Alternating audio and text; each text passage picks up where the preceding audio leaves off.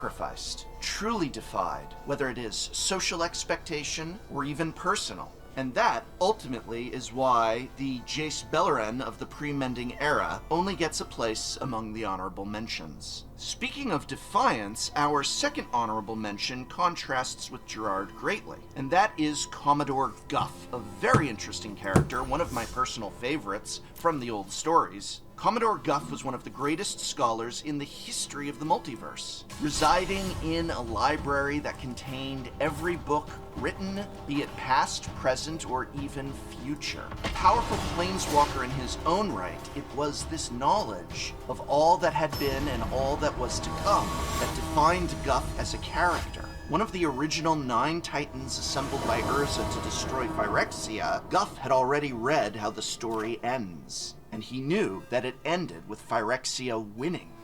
While often portrayed as a comedic or humorous character, what I always loved about Commodore Guff was that despite the fact that he felt the fate of the war had been determined, that he had read the words written on the page that said Phyrexia won, he defied it and decided to fight anyway, and not for a losing cause, to try and make the future his own. Refusing to accept that Yawgmoth would inevitably win, Guff went into battle against Phyrexia, and was one of the few Titans to successfully activate their soul bomb, irreparably damaging the hellish plane. Though tragically, Guff would meet his own end at the hands of Yawgmoth shortly after, the fact that he did not accept what had been written as fate, and defied against his very beliefs for what is right, is what unquestionably makes him one of the greatest heroes in Magic's history, all while being an utter bookworm with a sense of humor. Beginning our top 10 proper list of the greatest heroes is one of the greats of Mirrodin's history, Slowbad the Goblin. Born on an inauspicious day in Goblin society and condemned to death, Slowbad escaped this cruel fate by being hidden away. Eventually, he was rescued by the Bark clan, though he never did feel at home among them, and left to wander the plane of Mirrodin. In his wanderings, he encountered his first true friend, the elf Glissa Sunseeker. After learning of some strange occurrences, the two would set out on a journey that would reveal the true nature of Mirrodin and its corrupted guardian Memnarch. Along with the golem Bosch, Glissa and Slowbad attempted to stop Memnarch's evil plans by assembling Caldra. They were foiled in this effort, and Bosch lost his life. Shortly thereafter, Slowbad was captured by Memnarch. The twisted golem tortured the poor goblin and used him as a tool for 5 years. Glissa, however, would return to her friend, fighting Memnarch and knocking him into Mirrodin's core, along with herself. By some chance, the Planeswalker spark that lay dormant within Glissa transferred to Slowbad. Godlike powers rushed into the goblin, but instead of wielding the omnipotent power of a Planeswalker spark for his own ends, he willingly sacrificed it in order to restore the lives of all those whom Memnarch had killed. Though he would ultimately meet a tragic and pointless end, this one enormous act of altruism sets Slowbad apart, not just from other heroes, but from the megalomaniacal planeswalkers of that story's era, most of whom, even the supposed good ones, allowed ultimate power to ultimately corrupt them. But Slowbad gave it all up, just to save the lives of innocents he did not even know, making him not only perhaps the greatest goblin to have ever lived, but perhaps as well one of the greatest planeswalkers to ever have ignited. At number 9, we move now from the greatest of goblins to the humblest of humans, as our next hero is the Wojek officer and frequent savior of Ravnica, Agris Kos. From childhood, Agris Kos knew he wanted to devote his life to protecting the citizens of Ravnica, and to this end he joined the Boros Legion as soon as he came of age.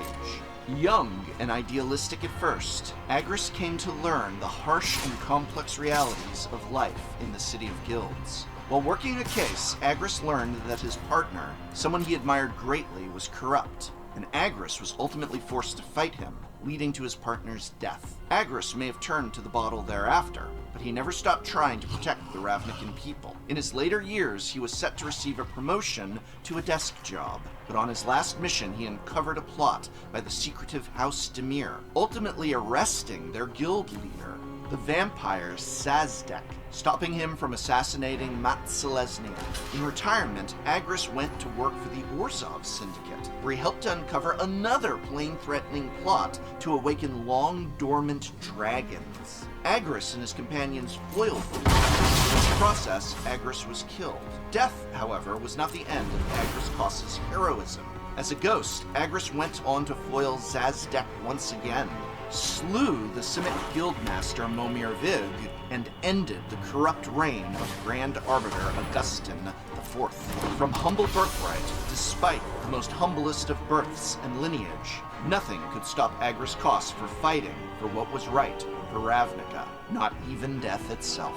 Moving from Mirrodin to Ravnica, we come to the plane of Dominaria, which indeed has played host to some of the most powerful beings in the multiverse, but few have been as benevolent as Freyalise.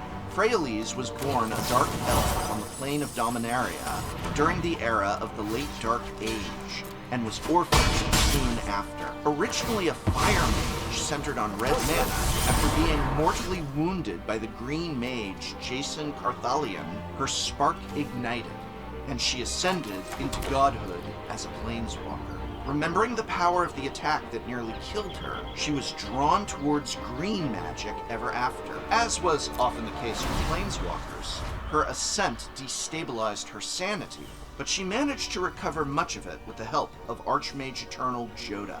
During the Dominarian Ice Age, Freyalise worked tirelessly to aid the elves of Findhorn and Llanowar, who began to view her as a god. It was Freyalise herself who put an end to the Ice Age, casting the world spell with the help of Joda's magical mirror. Her next great exploit was as a member of Urza's 9 Titans, being one of only 2 Titans who managed to both activate their soul bomb and survive Yawgmoth's attack. Her final great act was to seal the rift over Skyshroud, choosing to sacrifice her then immortal and near omnipotent life to heal the wounded plane of her birth one last time. Many other green-aligned planeswalkers have followed Freyalise, but not have ever surpassed her in might or valor, and very likely none of them ever will.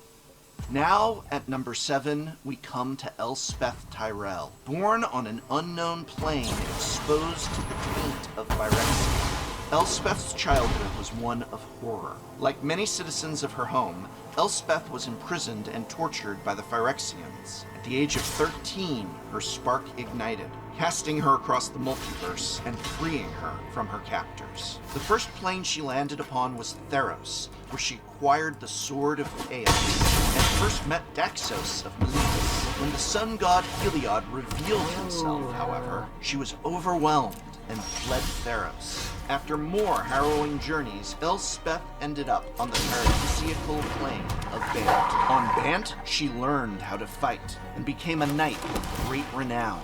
But during the conflux, Elspeth fled after seeing the purity of her adopted home tainted by the other shards. Not long after that, she was recruited by the planeswalker Koth to help him free his home of Phyrexia.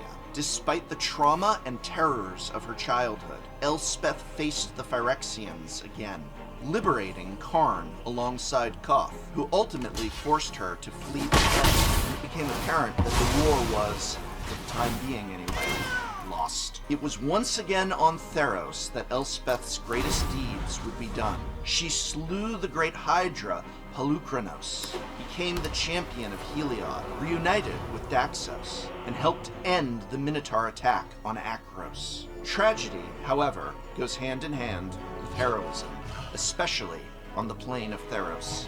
After the battle, Elspeth and Daxos finally admitted their feelings for one another, only for Xenos to trick Elspeth into murdering her love. This led Elspeth on a quest that would ultimately see her destroy the newly deified Xenagos, only to die herself by her own sword in the very hands of her patron, Heliod. Death, however, is not the end on Theros. From the underworld, Elspeth began to rebuild herself, destroying the reputation of Heliod and returning to the world of the living. What she will do next is unknown, but what is certain is that she will do it with courage, with honor, an unwavering sense of what is right.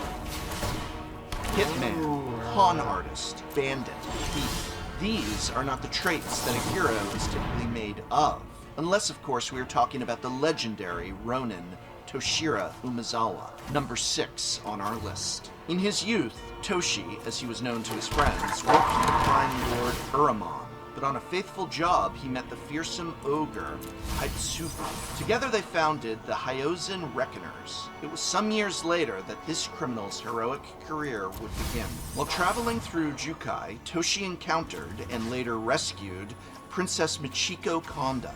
Toshi and Michiko met the kami of the Crescent Moon, who introduced Toshi to the kami that would prove his greatest patron, the Myojin of Night's Reach. Combined with the Myojin's patronage and his own kanji magic, Toshi managed to save Michiko once again. Not long after, Toshi managed to steal the Shadow Gate from his old boss Uramon, and the Myojin of Night's Reach rewarded him for doing so by fusing it to him. Toshi could now travel wherever there were shadows, almost instantaneously. This ability came in handy when he snuck into the palace of Konda and stole the stone trophy, though the Myojin of Night's Reach forbade him from carrying it through her realm. The trophy was, in reality, that which was taken, and contained the child of the great kami O Kagachi. Konda's theft of the trophy had been the instigating act of the ongoing kami war.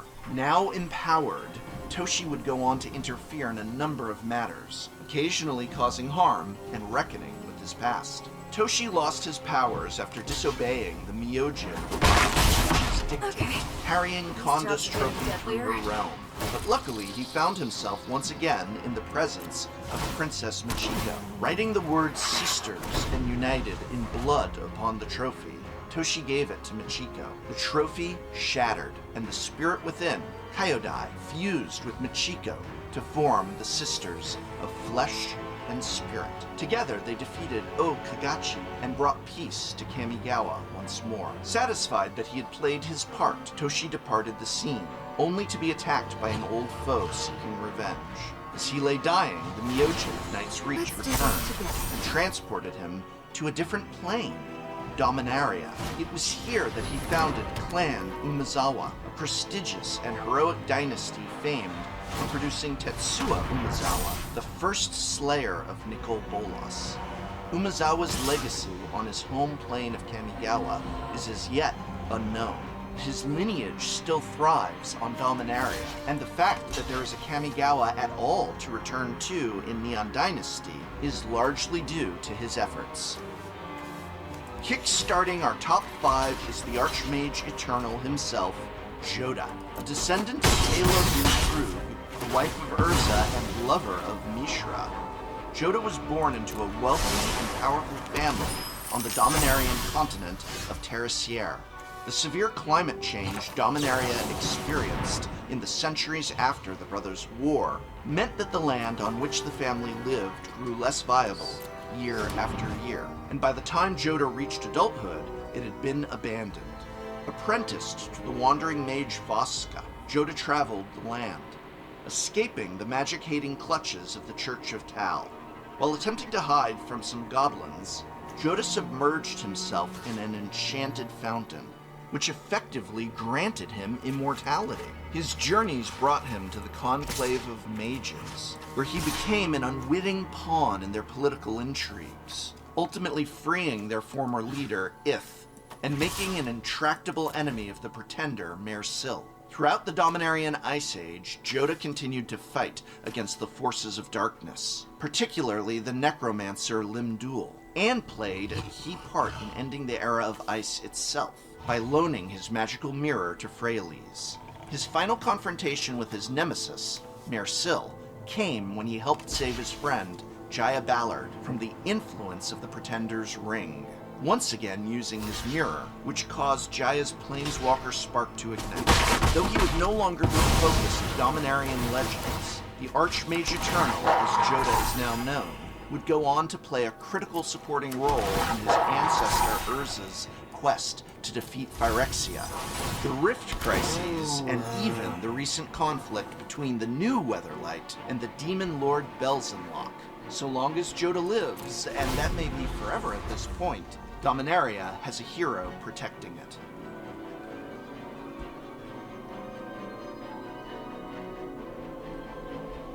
Our fourth greatest hero is the only member of the Gatewatch whose actions truly qualified him as a hero, someone who rose above all odds, even themselves, to do what was right, no matter the sacrifice. And that, of course, is the Planeswalker, Liliana Vess, the Gatewatch's greatest hero. Originally introduced as a femme fatale, Liliana has long suffered under the lazy stereotypes of such a characterization.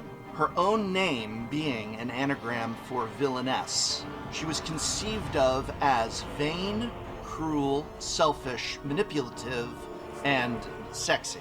That's right, because there's nothing more villainess than a sexy woman. These are the sort of sexist and outdated traits one might associate with a character in a 1950s film noir, not a modern-day fantasy property. And perhaps because of this, Liliana's character has had some of the most fundamental, significant, and meaningful growth and development, taking her from the realm of caricature to vibrant and deep character.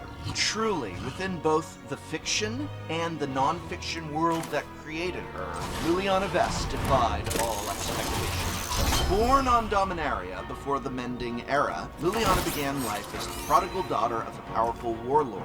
As a young woman of a wealthy and noble family, Liliana originally was a healer, but as her beloved brother fell ill, she was willing to do anything, at any cost, to save his life, even attempting to use the forbidden necromancy arts to create a remedy that would save her brother's life.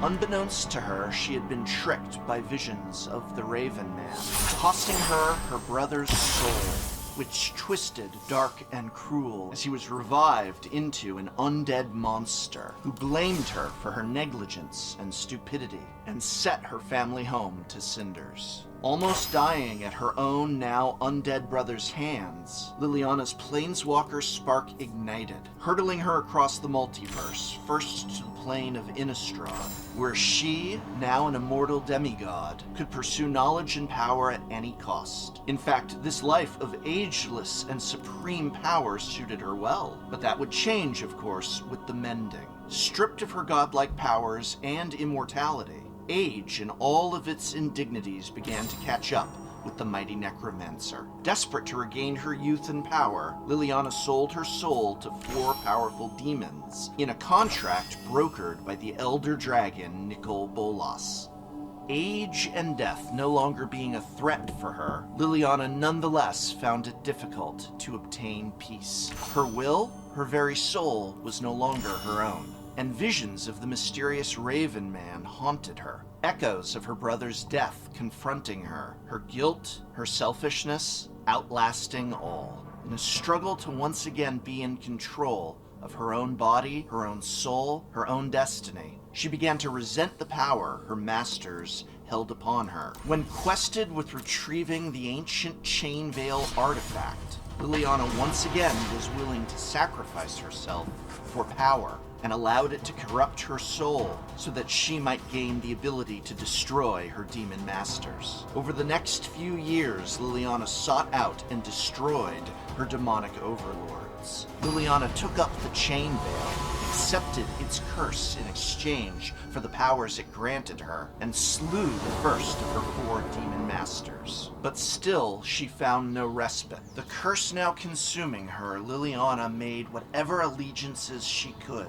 from the planeswalker Jace Beleren to the Gatewatch itself, to do whatever she could, to use whoever she could for her own survival. Eventually, with the help of her nominal allies in the Gatewatch, Liliana triumphed over her last demonic overlord. However, her contract defaulted to the being who brokered it, Nicol Bolas. Bolas, who had been building an enormous army of zombies for decades, forced Liliana to take command during the War of the Spark.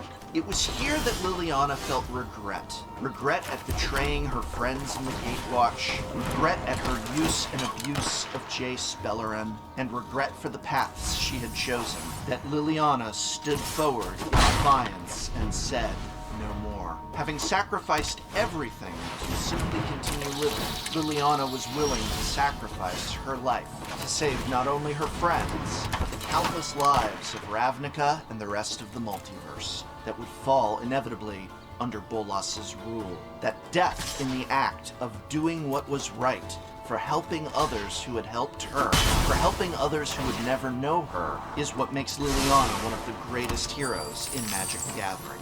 Her friend and ally, Gideon Jura, sacrificed himself to save her. And truly, Liliana would have died then, alive and finally free. Liliana defeated Nicol Bolas, robbing him of his Planeswalker Spark, and sparing near infinite planes from the Elder Dragon's tyranny.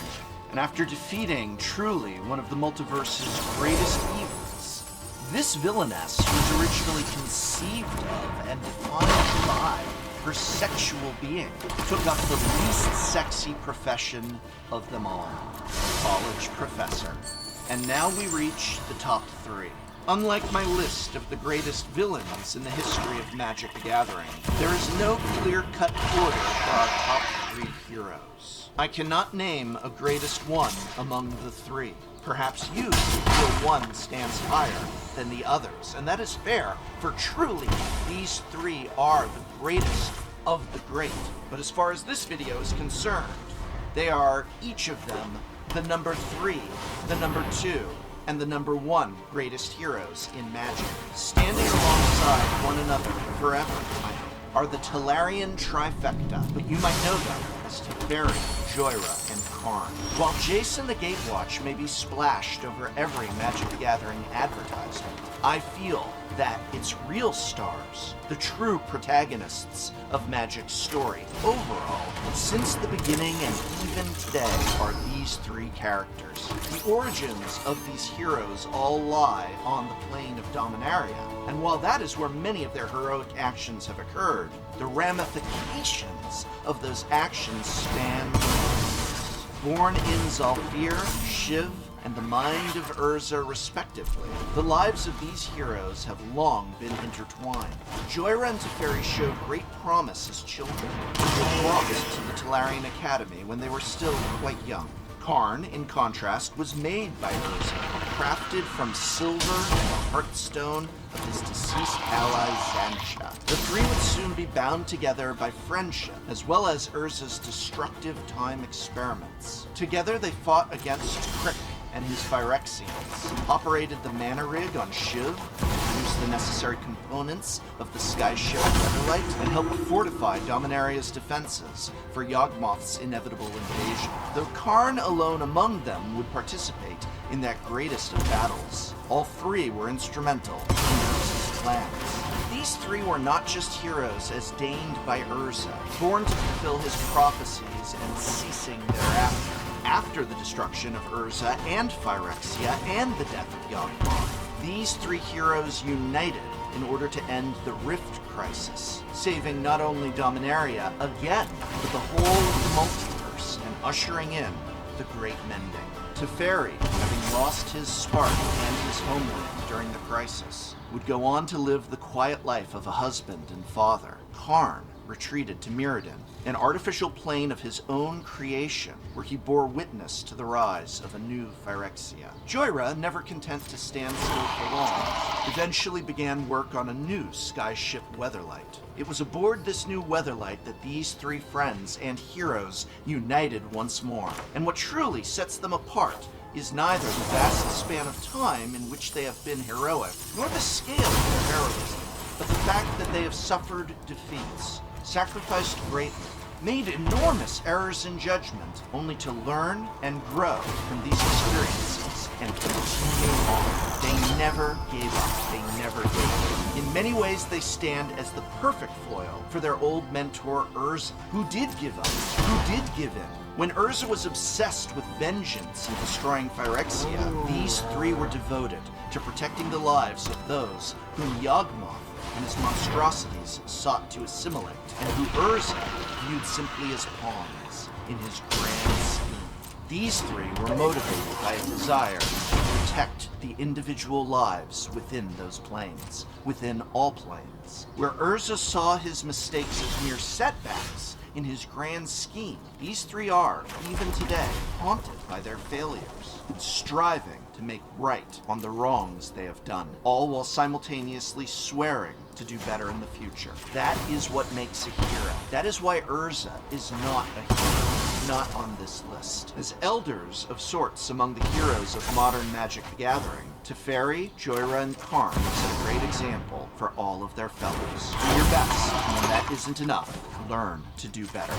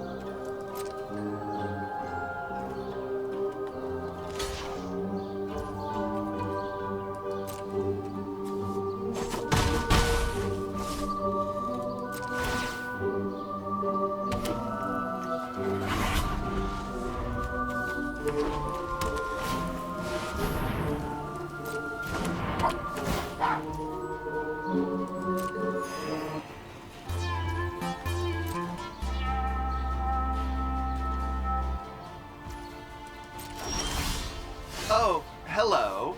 Many Magic the Gathering players ask the question, how bad of a year was 2023 for Magic the Gathering? Well, those many players might bring up incidents such as over $100,000 in unsold Magic the Gathering product slurry being dumped into a landfill. What an almost too-on-the-nose symbolic representation about the current state of Magic the Gathering product production. Or perhaps those many Magic the Gathering players will bring up where Wizards of the Coast sent the literal Pinkertons to a Magic the Gathering content creator's home in response to them getting Magic product early and making content featuring it, and then, literal weeks later, unveiled a program where they themselves send Magic product early to content creators in order for them to make content featuring it. I'm glad no one was hurt. Or maybe just they'll refer to the fact that this is the year of devastating layoffs by Hasbro at Wizards of the Coast itself, calling into question the very leadership of the parent corporation, as well as their overall core values. But, I'm not talking about any of that here, except for just now when I did, and the other videos I made this year where I did, but this video will be focusing on the game. Yeah, never minding PR blunders and corporate actions, what actually were the worst things to happen in the game of Magic the Gathering, the worst products of 2023, the worst decisions and directions of the game itself. And of course I have already released my best things to happen in Magic the Gathering this year, a video focusing on and celebrating the very best of this game. Go watch it if you haven't already. These worst of videos always get 2 to even 3 times the views of my best of series, and then people say all I ever do is say negative things about Magic the Gathering. Because of course, all I ever do